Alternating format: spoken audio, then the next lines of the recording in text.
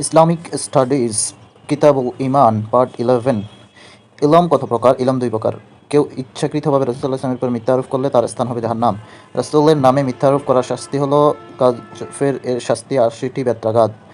আল্লাহ যার কল্যাণ চান তাকে কি দান করেন? দ্বীনি সঠিক জ্ঞান দান করেন। রাসূল সাল্লাল্লাহু আলাইহি ওয়াসাল্লাম মানুষকে কিসের সাথে তুলনা করেছেন? সোনা, রূপার খনির সাথে। দান শব্দের অর্থ কী? উত্তর হচ্ছে খনি তুল্য।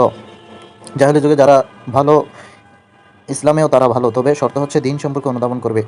কতটি ক্ষেত্রে ঈর্ষা করা যায়? দুইটি। কোন দুইটি ক্ষেত্রে বা কোন দুই ব্যক্তির প্রতি ঈর্ষা বা হিংসা করা যায়? জ্ঞানী ও সম্পদশালী। মানুষ মারা গেলেও কয়টি আমলের সওয়াব জারি থাকে? উত্তর হবে 3টি।